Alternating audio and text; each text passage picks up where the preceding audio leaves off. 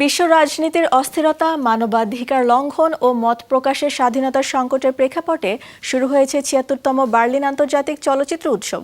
উৎসব পরিচালক তৃষা টাটলের বক্তব্যে চলচ্চিত্র সংশ্লিষ্টদের রাজনৈতিক মতাদর্শ ও এর প্রকাশ নিয়ে শুরু হয় তুমুল বিরোধ। অনেকেই টাটলকে সমর্থন করলেও বেশিরভাগ ব্যক্তি মনে করছেন চলচ্চিত্র ব্যক্তিদের মত প্রকাশের স্বাধীনতা থাকা উচিত। শুরুর কয়েকদিনেই বিতর্কের কেন্দ্রবিন্দুতে চলে এসেছে বার্লিন ইন্টারন্যাশনাল ফিল্ম ফেস্টিভ্যাল।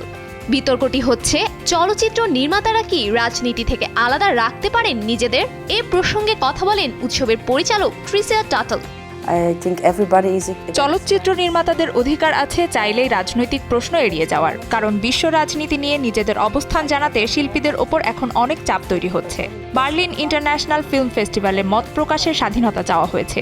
এখানে সত্যি মত প্রকাশের স্বাধীনতা আছে, কিন্তু এখন এমন একটা পরিস্থিতি তৈরি হয়েছে যে নির্মাতাদের সামনে যে কোনো প্রশ্ন করা হলে তাদেরই উত্তর দিতে হবে এমন প্রত্যাশা করা হচ্ছে, যা অনুচিত। এদিকে বার্লিন ইন্টারন্যাশনাল ফিল্ম ফেস্টিভ্যাল থেকে নিজের নাম প্রত্যাহার করেছেন ভারতীয় লেখক ও মানবাধিকার কর্মী অরুন্ধতী রায়।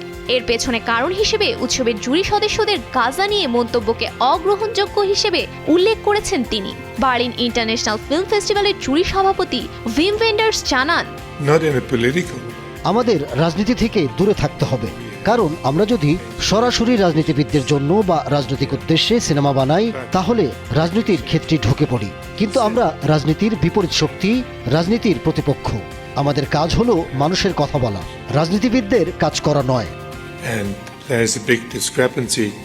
এদিকে বেশ কয়েকজন তারকা উৎসবের সংবাদ সম্মেলনে রাজনৈতিক বিষয়ে প্রকাশ্যে মত প্রকাশ করেননি। সম্মানসূচক গোল্ডেন বিয়ার পুরস্কার বিজয়ী মিশেল ইয়োকে যুক্তরাষ্ট্রের রাজনীতি নিয়ে প্রশ্ন করা হলে তিনি তা এড়িয়ে যান। দ্য মোমেন্টের সংবাদ সম্মেলনে কথা বলেন চার্লি এক্সিএক্স। সালভেশনের পরিচালক এমিন এলফার্ট জানান, চলচ্চিত্র সংশ্লিষ্টজনদেরও রাজনৈতিক দর্শন থাকতে পারে, তবে চলচ্চিত্র নির্মাণ করে নিজের রাজনৈতিক মতাদর্শ অন্যকে চাপিয়ে দেওয়াটা মোটেও ঠিক নয় বলে জানান তিনি। 12 ফেব্রুয়ারি থেকে শুরু 11 দিনব্যাপী চলমান এই উৎসবের পর্দা নামবে আগামী 22 ফেব্রুয়ারি। Safura Afrin, showbiz tonight.